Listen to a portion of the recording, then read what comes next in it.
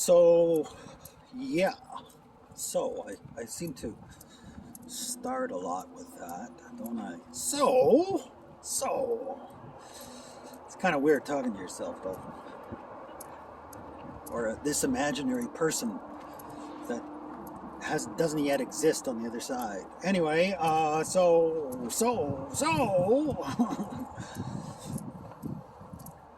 So there's different phases. There's different phases in a person's life. There's also different phases in history. You know, like the way that the Creator communicates to us is different today as it was 1,000 years ago, 2,000 years ago, 3,000 years ago, like, etc. Right?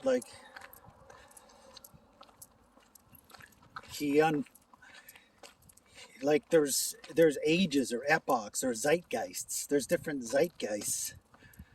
Like in the time of Abraham, from Abraham forward, you know, he was revealing himself to us, unfolding himself through history, the same way that a relationship unfolds.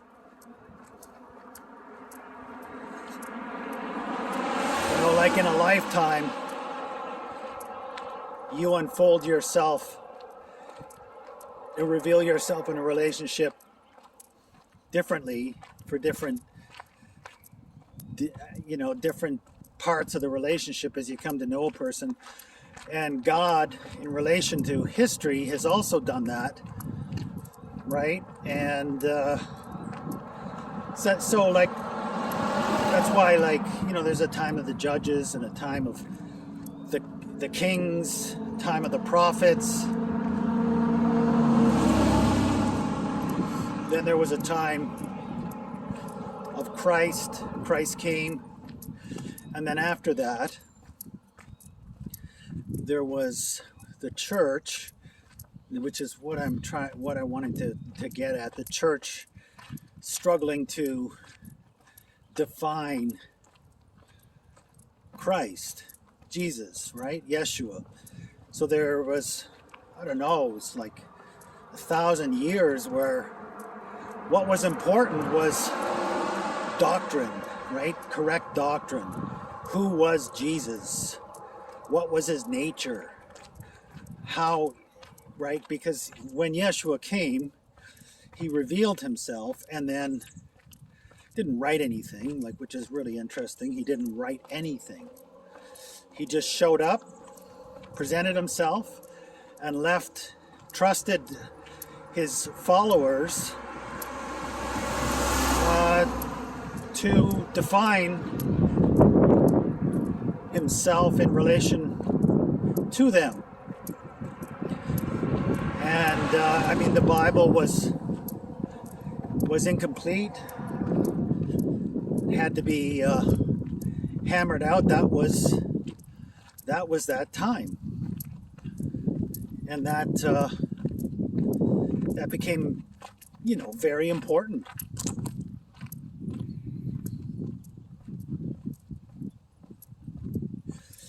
And just like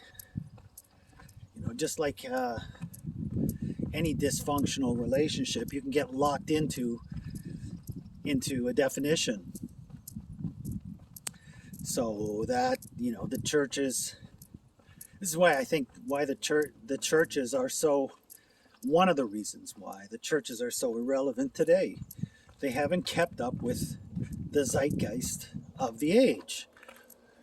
They're still so hung up on now. I mean, the doctrine of Christ, the doctrine of who he is, I mean, it's been hammered out and defined ad infinitum in such painful details.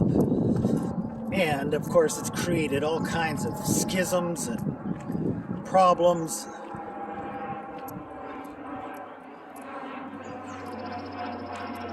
You know, the Eastern Orthodox churches and the Catholic Church divorced each other over it. The Protestant churches divorce each other over it, etc. You know, it just goes just goes on and on and on. So that, like now you walk into a church and you have to figure out their doctrine and then reflect that doctrine. If you're going to stand a chance of fitting in, and as soon as they get wind of the possibility of a gray area or some kind of minor difference, that'll really sort of put you on the outs with them, like I have been on the outs with so many different churches. Because for me, I didn't know, I'm just coming to know this, I didn't know this, but the age in which we live, you might say, is the anecdotal age, where, and it's always been sort of the subtext of all the ages. Subtext of all the ages is not whether you know of God, but whether you know Him. And this puts me in fellowship with people like, not that I'm anything to write home about, clearly I'm not, but it does put me in fellowship with people like King David, who wrote the Psalms, right? The Psalms are not about who God is, it's about knowing Him. And now, don't get me wrong, I know it's important doctrine is very important, because you can fall into error very quickly and end up being in relationship to Lucifer and think that you're in relationship to God. So doctrine is very important. You have to know a person's character, who that person is. But I think you come to know that person anecdotally. Like, what they sound like, who they are, so that whatever disguise they're wearing, and don't get,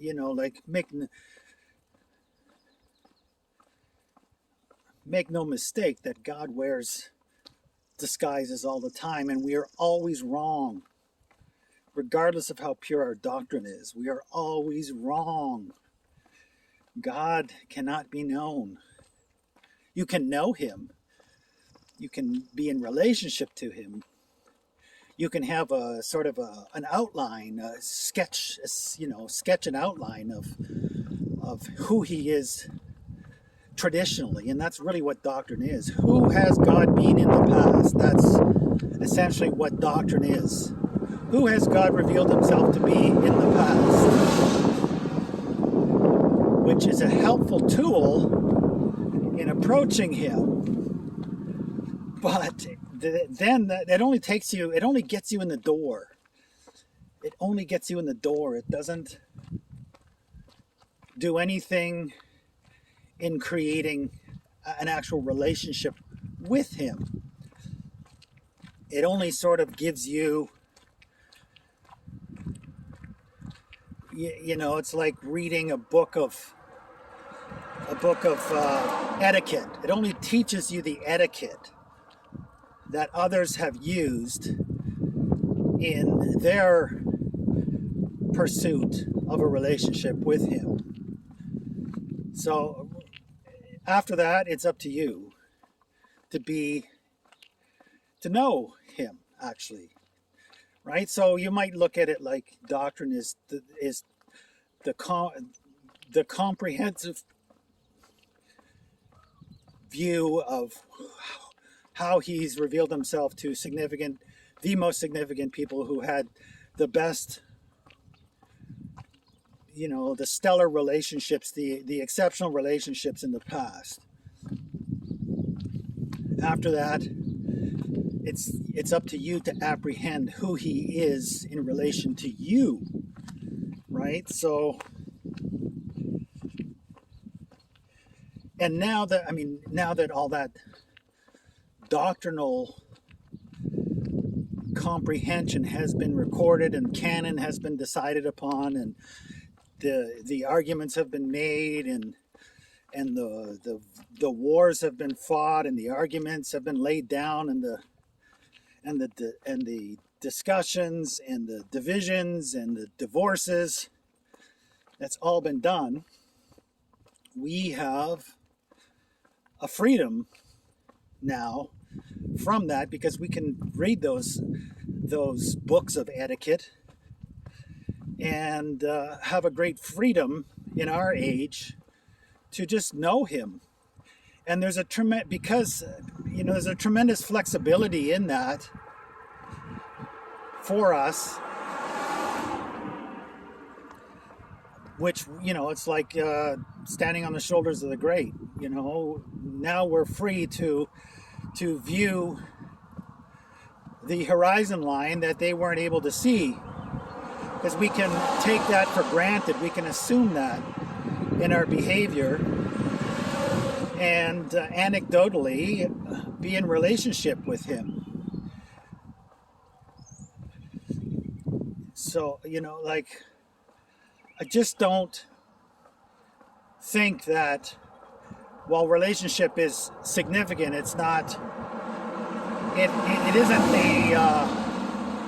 isn't the focus any longer. Our time, our age, the focus is knowing him, like David knew him, talking, walking with him, hearing his voice, and being flexible, knowing what he feels like.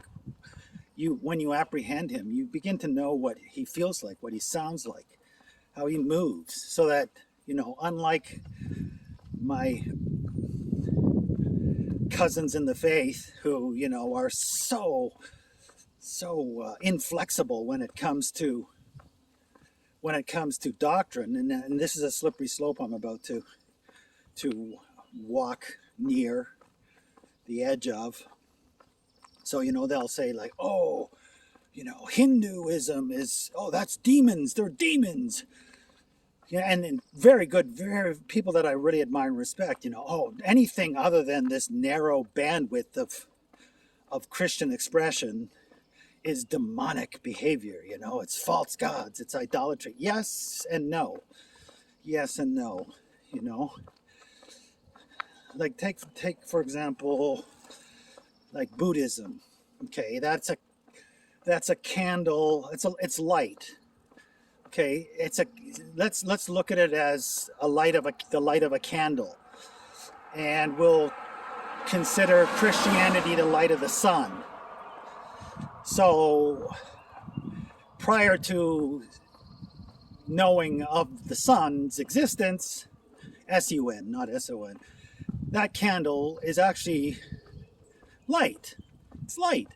Once you have encountered the light of the ascendant revelation of God given to us through the Jewish people, then that light now isn't such a light, and you can see the darkness in it. But it doesn't take away from the fact that there's light there. Same as Hinduism. I've read some Upanishads that I know that, wait a minute, that's not demons, that's God. I know God's imprint. I know when God speaks, they're talking about God himself. I know who that is. And, my cousins in the faith would just be like horrified by that. No, that's demons. That's the evil side. No, I'm not buying it. I know God. I walk with God. And it's the doctrine, all those ages of that doctrine being hammered out, that gives me the freedom to be flexible and to hear to know God's voice when he speaks, regardless of where he's speaking to me from. Right? And I think this is really important. Yes, whatever. Yes, there's darkness, but is it any darker than the dark shadows that the light of the sun casts? I don't think so. So in our age, I think we have a tremendous amount of flexibility, not to know of God, but to know him ourselves, to walk with him ourselves, and to understand that we all put God in a whore's dress. We all dress him up, regardless of what we call him. We all dress him up as a false idol and worship him. And God allows this in his mercy. He allows this so that, because God knows, he understands us, and he's willing to stoop. If he's willing to send his son to be, mutilated and murdered so that we might have a relationship with him, I think he's willing to overlook our preconceptions, our misconceptions, our preferences, and the manner in which we choose to approach him based on our experiences and, blah, blah, blah, etc. Hey, all that, right? So that's, oh, we're so afraid, you become so afraid. Oh, got to be right. You've got to have right insight and right, blah, blah, blah. It's nonsense. I understand the need for it. It's like you need to know what a straight line is in order to keep yourself coming back to, a regulating principle so that you're not lost in your own self-deception. But nonetheless, ironically, the self-deception that we tend to get lost in more than this self-deception of self-deception is, the self-deception of walking the straight and narrow, right? The self-deception of hypocrisy. Oh, well, I have the right doctrine, and I have the right insight, and I have the right exegesis, and I have, the right epistemology. And do you? Well, good for you. And I know God, and he walks with me, and he talks with me, and I know his voice, and the wind blows where it wills, and he overlooks my sin, right? Like David said, right? Blessed is the man whose sin isn't held to his account. It doesn't say blessed is the man who doesn't sin. It's literally blessed is the man whom God doesn't give him the consequences that he so justly deserves. In other words, favored is the one who's